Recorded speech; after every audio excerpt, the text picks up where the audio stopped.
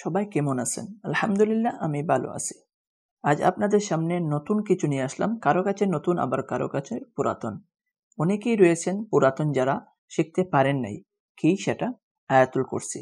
অনেক কাজে লাগে, ভয়ভীতি পেলে তাও কাজে লাগে। প্রত্যেক ফরজ নামাজের পর এটা পড়লে অনেক সওয়াব হয়, বিভিন্ন কাজের মধ্যে পড়লেও সওয়াব হয়।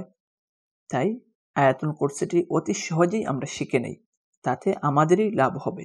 এই আয়াতুল কুরসি আপনারা কোরআন মাজিদে কোথায় পাবেন অবশ্যই বলে দিচ্ছি। সূরা বাকারার 3 নম্বর পারার প্রথম পৃষ্ঠায় এই আয়াতটি পেয়ে যাবেন।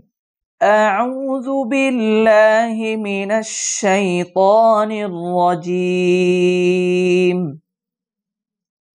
আল্লাহু লা ইলাহা ইল্লা হুয়াল হাইয়ুল কাইয়্যুম লা তাখুযুহু সিনাতুন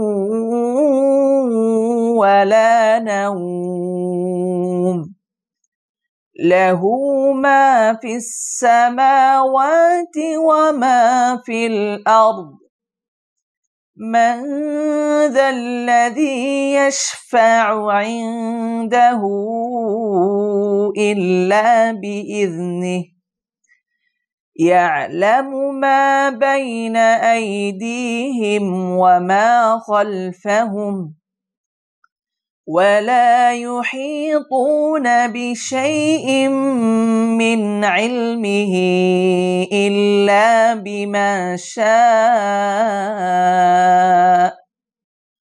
وسع كرسيه السماوات والأرض ولا يؤوده حفظهما وهو العلي العظيم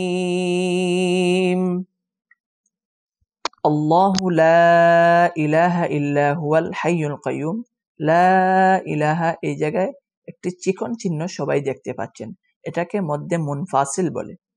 আর আরেকটি রয়েছে এইরকম যেটা চিহ্ন পাবেন, চিকন চিহ্ন, এই জায়গায় 3 আলিফ লম্বা করে পড়তে হবে। এরপর দেখা যাচ্ছে ওয়ালা ইউহিতুনা বিশাইইম মিন ইলমিহি ইল্লা বিমা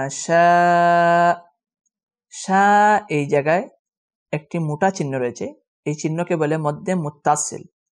এই চিহ্নটার মধ্যে 4 আলিফ লম্বা করে পড়বেন। মধ্যে মুত্তাসিল 4 আলিফ লম্বা করে পড়া ওয়াজিব, লম্বা করে না পড়লে গুনাহ হবে। 4 আলিফ লম্বা করে পড়বেন। আপনারা যদি চান তাহলে আমি 4 আলিফ লম্বা করা যায় কিভাবে কমেন্টে বললে, আলিফের পরিমাণ কতটুকু, লম্বা করার পরিমাণ কতটুকু, অবশ্যই আমি পরবর্তীতে ভিডিও তুলে ধরবো ইনশাআল্লাহ। এবং আমার এই পেজটি ভয়েস অফ কোরআন এবং ইউটিউব চ্যানেলটি আপনারা সাবস্ক্রাইব করবেন এবং ফলো করে রাখবেন।